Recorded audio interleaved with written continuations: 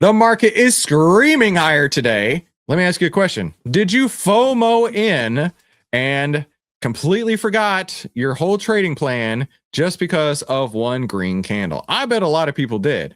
But I also bet that a lot of people are worried about what's going on. And let's be realistic here. I can understand why they're worried because we've been chopping sideways through the market since October, right? Prices today are the same price they were in October. And as frustrating as that is, right? Sometimes you make a buck, sometimes you lose a buck in this type of market.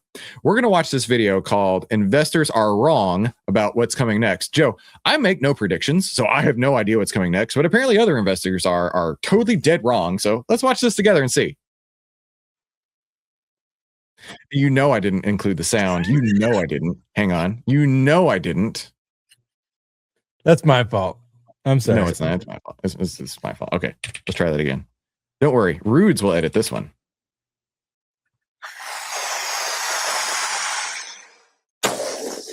The National Bureau of Economic Research has a very specific definition of what qualifies as an asset bubble. It requires 3 conditions. First, the asset needs to rise by more than 100% over a 2-year period. Second, it needs to outperform the broader market by at least 100% over that same period. And third, it needs to deliver a 5-year return of over 50%. If we look at railways and... Bro, this video is going really fast.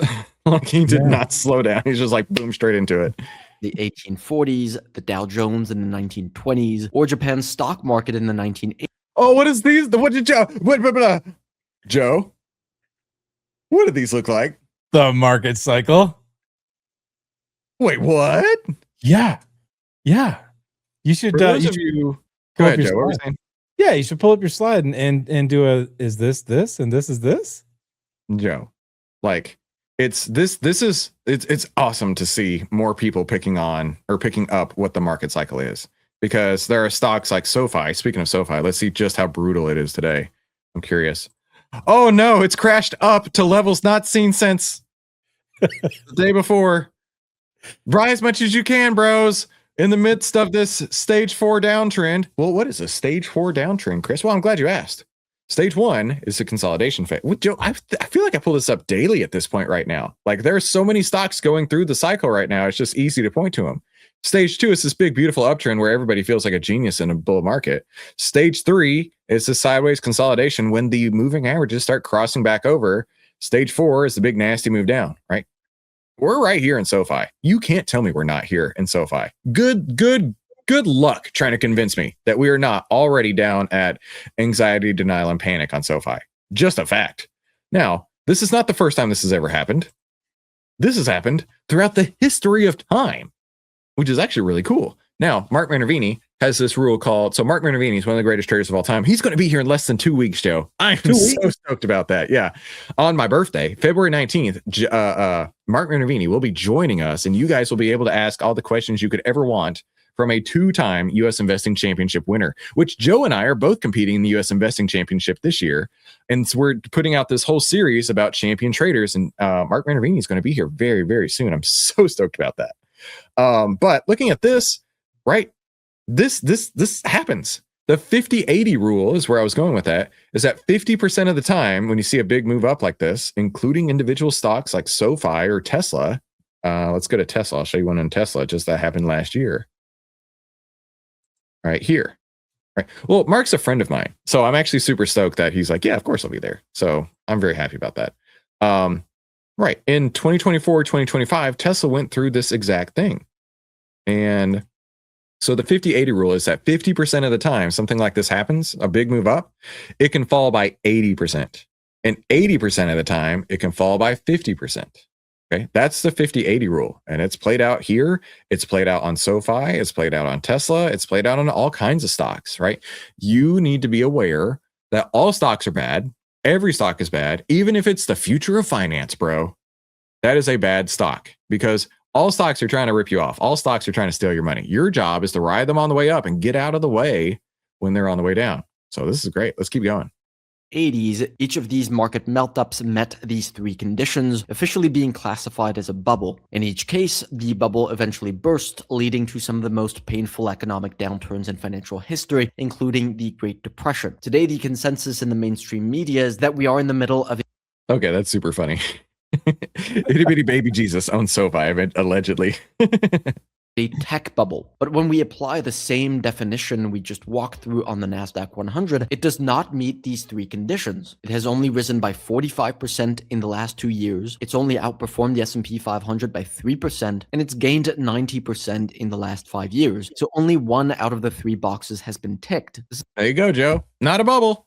Nope. The AI bubble is not a bubble. Apparently, Matt, I mean, I don't know who came up with these terms, right? But it's kind of like looking at, I don't know if you remember this, a couple years ago when Joe Biden was still in office, they changed the terms for a recession. Did you know that? No. They actually did. Because did it meet the terms for recession? Oh, you better believe it did.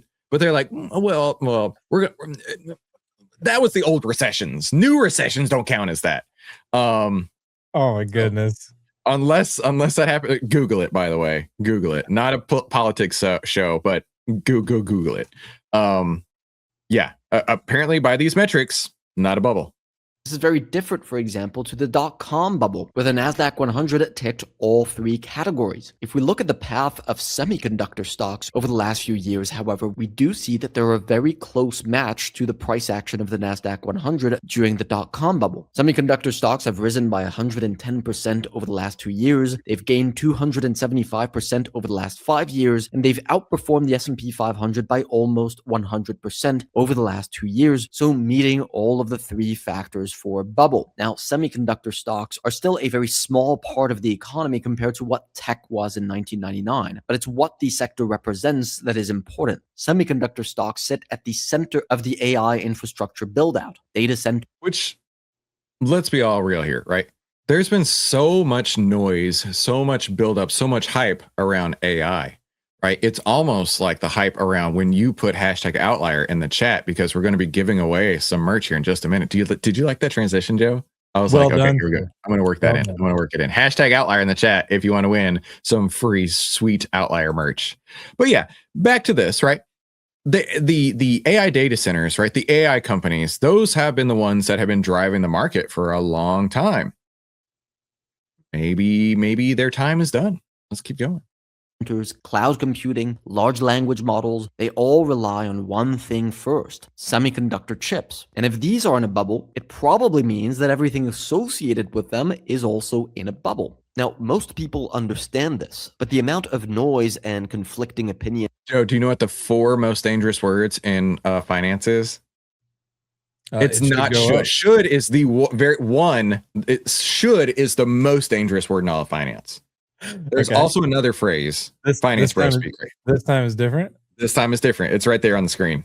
Yeah. Oh, it is. Did you know that? I can't see it because of the chat window. Can't see it because of all the cool outliers throwing hashtag outlier in the chat. Yeah, the number 1 most dangerous word is should. The second phrase that's most dangerous is this time is different. Yeah. That we hear regarding this topic is extreme. Our job is to digest all of the data to give you a clear picture of what is truly happening, so ideally you can make better decisions. This is the research that we personally use to find the best performing assets, sectors, and stocks, regardless of the type of macroeconomic situation we find ourselves in. You can watch an overview of our 2026 investment strategy for free in the description below if you want to understand how this research actually translates into positioning on the stock market. But the real risks to the economy are not the stocks themselves, it is all the elements tied to these stocks. Now, we already know that AI capital spending is having a real impact on US growth today. In 2025, about $375 billion went into AI infrastructure, roughly 1.2% of GDP. This year, that figure is expected to more than double to $875 billion, so 3% of GDP. But it's not just the spending, it's what happens once that spending starts to circulate around the economy. This is known as the multiplier effect. For example, in the first half of 2025, tech companies spent the equivalent of $177 billion on AI capex. According to various sources, this was responsible for $700 billion of US economic growth in the first half of 2025. That is a multiplier effect of 3.5x. I was about to say, hang on. He's saying we spent 177, but it resulted in 700 billion. So imagine, Joe, right? We spent 177 on data centers, and and then that provided 700 billion of other spending around it, I guess is what he's trying to say.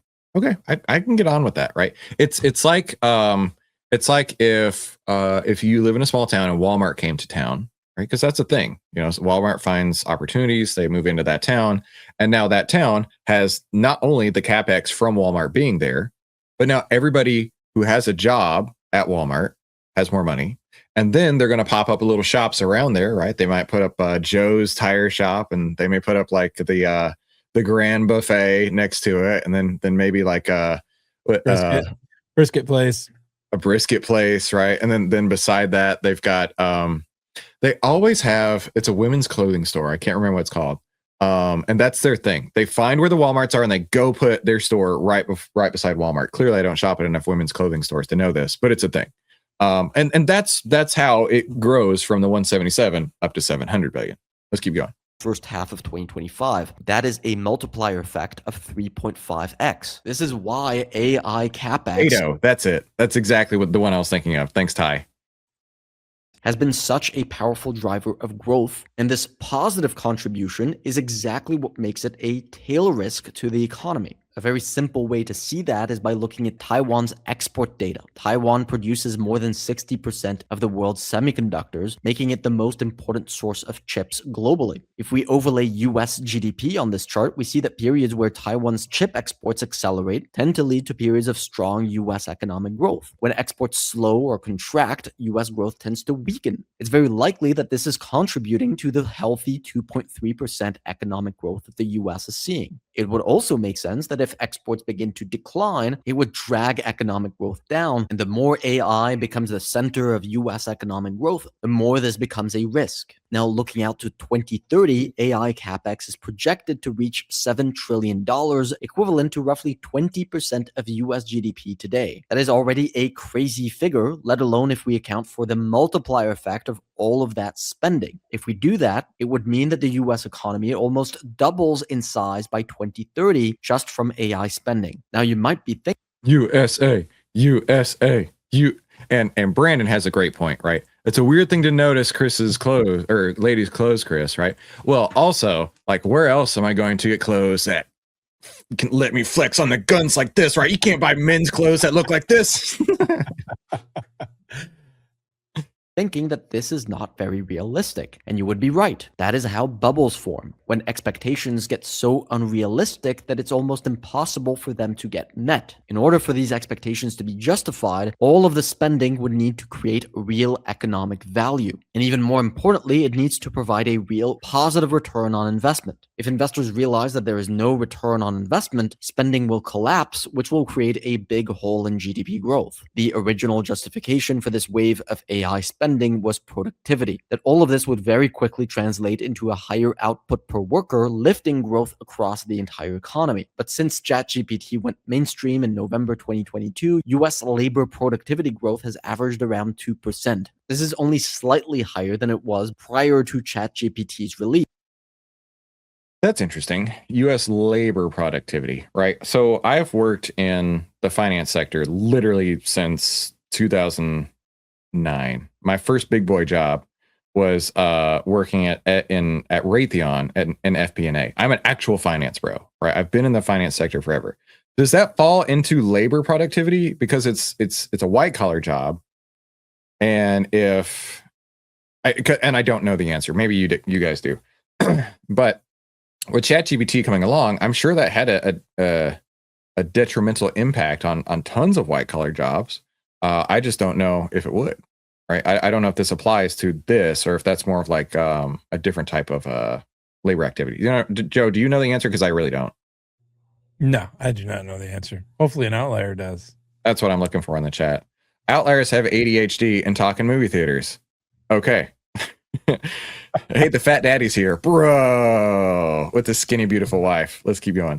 And corporate data seems to be telling a similar story. Only 12% of companies are actually reporting higher revenues and improved cost efficiency from AI adoption. 55% are reporting no material benefit at all. So AI is not really delivering any value on the productivity front. What has worked so far is the large language models. ChatGPT has roughly 1 billion monthly active users, which makes it the most rapidly adopted technology in human history, and it is delivering real value to its users. Now, most estimates place the total AI software and services revenues at around $300 to $500 billion annually by 2030. That's definitely significant revenue, but it still only represents 7.5% of the total infrastructure spending that is being projected. So in order to justify $7 trillion of capital expenditures by 2030, it would mean AI would need to produce a multi-trillion-dollar revenue stream or deliver significant sustained productivity gains large enough to significantly lift GDP growth. And we just do not have any concrete evidence of either of these outcomes yet. Much of the spending being done today is justified by speculations over future breakthroughs like drug discovery, autonomous systems, robotics, quantum computing. And while those breakthroughs will definitely come at one point, there's no guarantee that they take place by 2030 and deliver a clear return on investment for investors. So is all of this about to make one big pop and drag the economy into a recession? Well, to us, it actually depends on when the unwind actually occurs.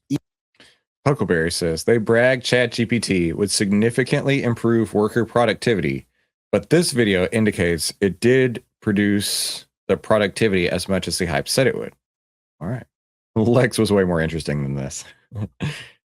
Even if in 2026 we see a large 30% pullback from the $375 billion of AI spending we had in 2025, that would only amount to a 0.3% hit to GDP. Even if we take into account the multiplier effect, it wouldn't have much more impact than just a shallow economic slowdown. But each year where AI spending grows and tracks these expectations that have been set, the more vulnerable it becomes to actually hitting the economy once investors come to realize that the return on investment may not be as high as they think. This is why we actually think that this chart is a pretty good representation of how things could play out. There's no real reason for why AI capex spending should reverse today. There's still room for it to grow and for investors to get more optimistic. But in 2 to 3 years' time, I would also point out, right? Let's say that it does follow this trend.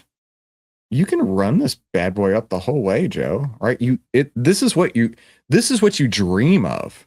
This is the big, beautiful bull market trend that people wait their entire lives for.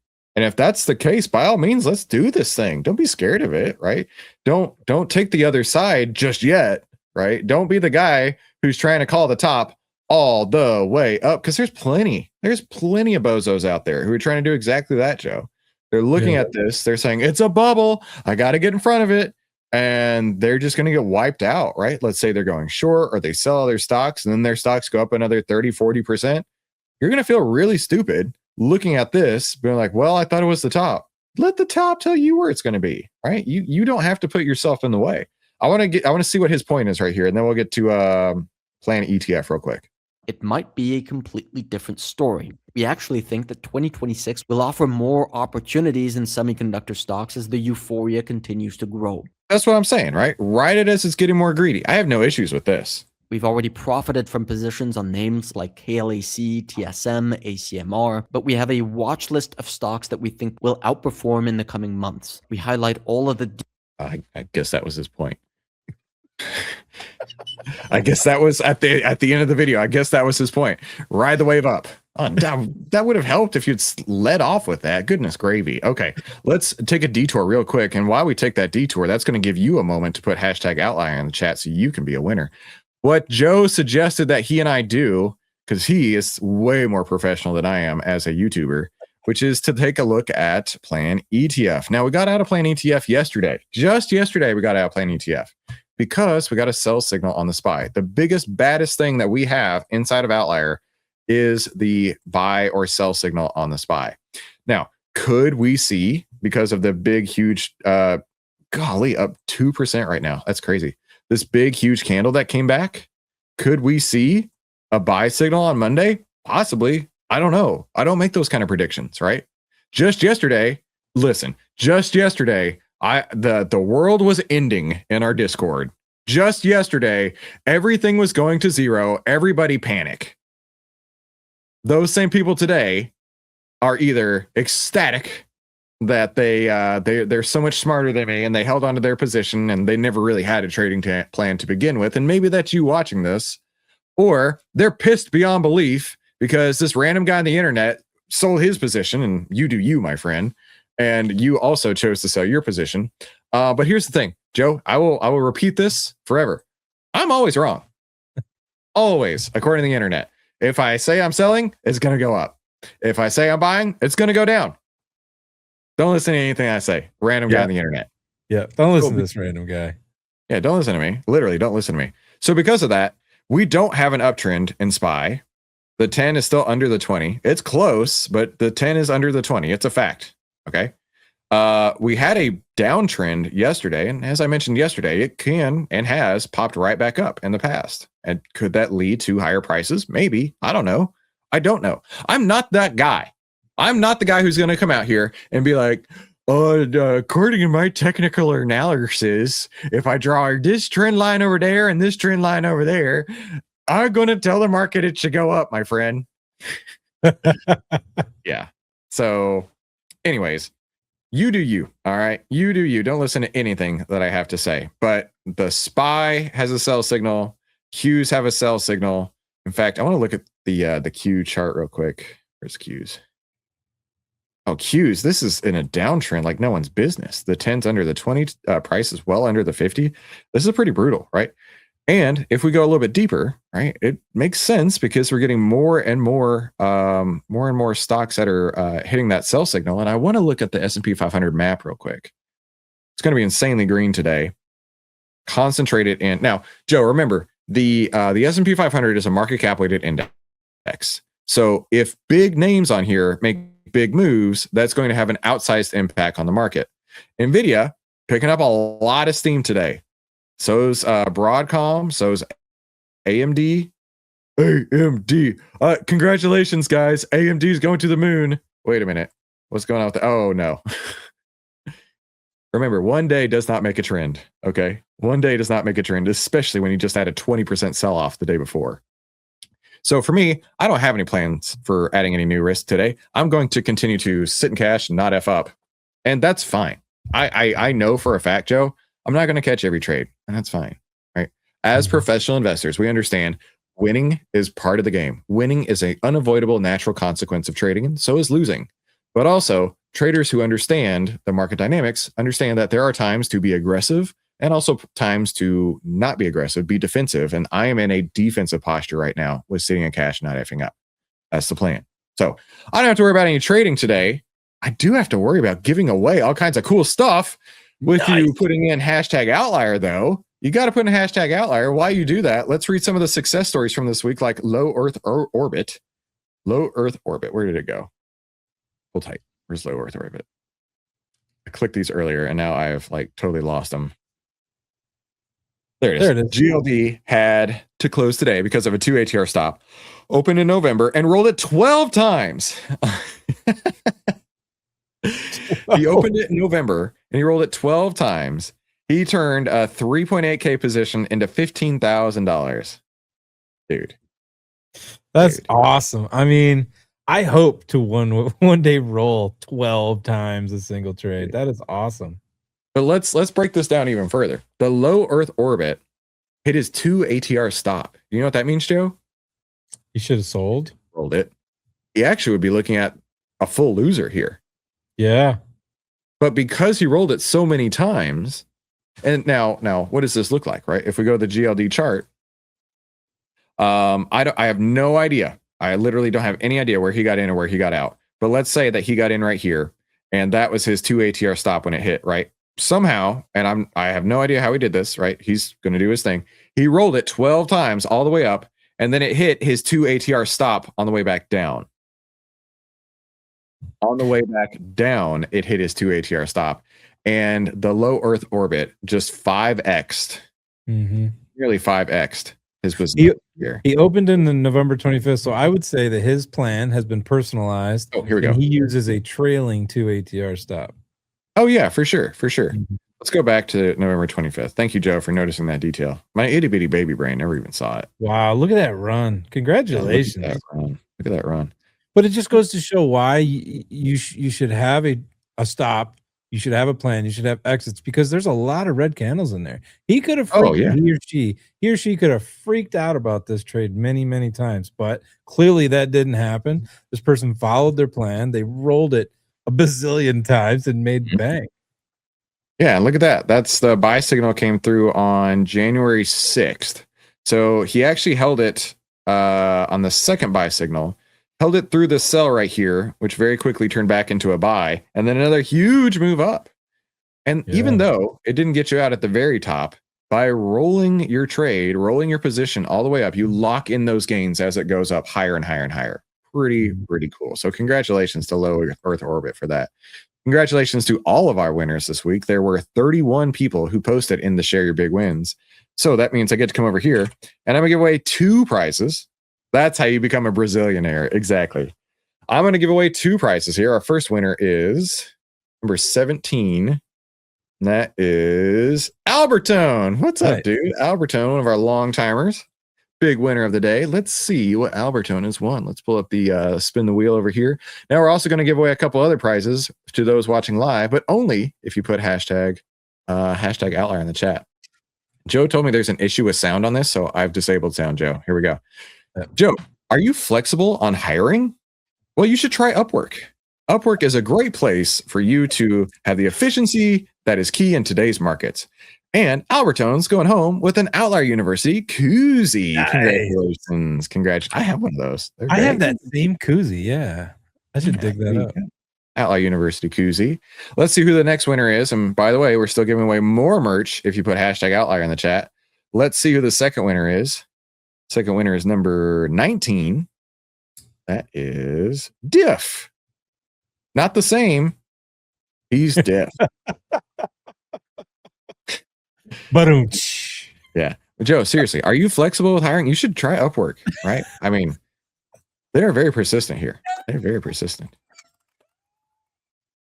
Let's see what Diff has won.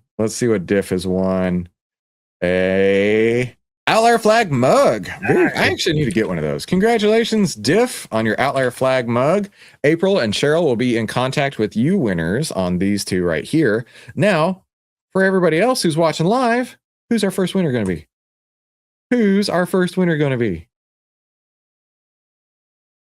First winner is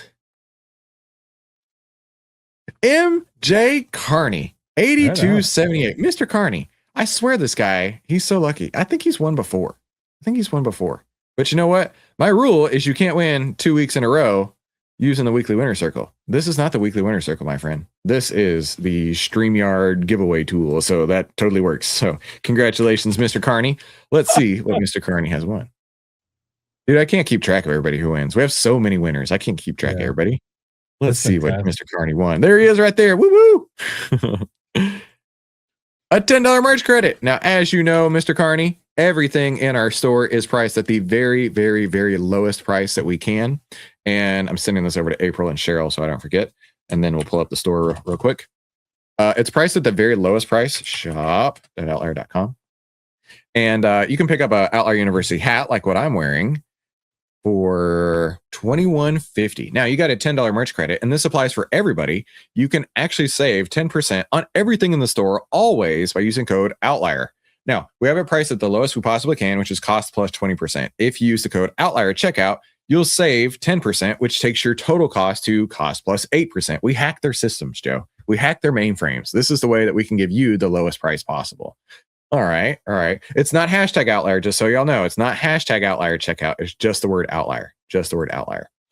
Will there be Chris Chain's items in the merch list in the future? I don't know. By the way, do you want to see the preview of something new coming into the merch store? You guys probably don't, right? I want to see it. In the meantime, hello to you too, and I'm really glad you are here. Yeah, nobody would be interested in seeing a preview of something that we've been working on. I'm sure nobody would be interested in Ninja Rollers merch. Whoa, nice. I know. So this is coming from Mark in the Bravo group. I think he came up with this. So it's either him or Kostya. Yeah, oh, there it is right there. There it is, Mark. You asked for it. Here we go. Ninja Roller merch, my friend. We are on it. Nice. Okay, wait, there's more. There's more. El Toro had a great idea. And so we've been working on another piece of merch. Now, from the outset, it kind of looks like the shirt I'm wearing, right? Kind of from the outset. Cost you. There you go. From the outset, it kind of looks like the shirt I'm wearing. I like these type of shirts, right? Little patterns on it. But Joe, guess what those little patterns are? Guess what those little patterns are? Hang on real quick. I'll show you. What are they? If you thought they were itty bitty baby outlier logos, you would be right. Isn't that cool? So little bitty baby outlier logos make up the pattern on that shirt. That's pretty cool. Who came up with this? El Toro. El Toro in the Discord. Yeah, he came up with this. So wow. We're working on it. Yeah, there you go, Jeff. That is cool. Listen, we listen to you guys. You guys asked for it. We're working on it. So I don't know when they're going to be ready just yet. Maybe some tweaks here and there. But isn't this cool? I'm really happy with how these are turning out. That looks like $150 shirt or something. That looks really pro. I have no idea how much it's going to cost. Whatever it's going to cost, it's going to be the lowest price we can possibly do it. You need one with watches. No, you don't. Listen, as a nerd like myself, you definitely don't need one with watches. Yeah. Should we give something else away, Joe? Yeah, let's do it. Did somebody else already win? I forget. We got MJ Carney over here. How about we do one more? One more for the weekend. One more for the weekend. Let's see. Hoodie. Let's see who. Like here in Texas, Joe, it's 80 degrees today, by the way. It's glorious. It looks like early summer. It's so nice. Sneaky beef.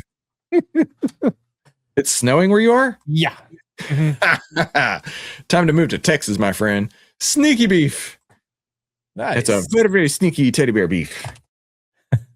So I wonder if he like takes teddy bears like this when he's going to the movie theater. Hear me out. He goes to the movie theater and he's like, "Oh, I can't wait to watch the new Anaconda movie." So he walks in and the person who's taking the tickets are like, "Excuse me, sir. You can't take any outside food." And he's like, "I don't have food. I got a blankie. I got a teddy bear. I'm good to go." But you know what's inside that teddy bear? Some sneaky beef, right? He's got his beef sticks in there. He's going to go full caveman and pulling out his Jack Links going crazy, right? I'm just saying, sneaky beef. It's not for nothing. It's not for nothing. Speaking of not for nothing, let's see what sneaky beef is one. You have an imagination, sir. Sneaks his beef in the teddy. I don't know where you're going with that, Rick. I'm not touching that. It's a wife giving that nickname. Oh, that's a good one right there. That's a good one. Okay, he got a monkey hammered outlier shirt light. Congratulations. What's a monkey hammered outlier shirt light look like? Monkey hammered outlier shirt. Oh, there you go. Right there. Only a $50 shirt heading your way. So here's what you got to do. You got to take the teddy bear, put the monkey hammer shirt on top of it. That way, the next time you go into the movie theaters, when you go see The Devil Wears Prada 2, you got the sneaky beef stuck in the teddy bear with the monkey hammer shirt on. They're definitely not going to question you. They're going to be like, "Okay, cool, man. You just do you, right? You do you." They're gonna say this. This guy is not normal. That was a good transition, Joe. I approve of that one. You know what else I approve of? I approve of all of our winners making sure you email support@outlier.com. That way April or Cheryl will help you out and take care of you and send you your merch. So Joe, this has been fun today. My ADHD is absolutely out of control today, and apologies for that, and apologies for starting late. But you know what? I hope you have a great weekend, Joe, and everybody watching as well. And if somebody were looking to save time, make money, and start winning with less risk, what do you think they should do, Joe? They should go over to outlier.com and check out a subscription or free trial to see if it's something they're interested in. And also come back and watch one of these videos. Oh, one of these videos? What a great idea, Joe. Have a fantastic afternoon, everybody. And we will definitely be talking soon.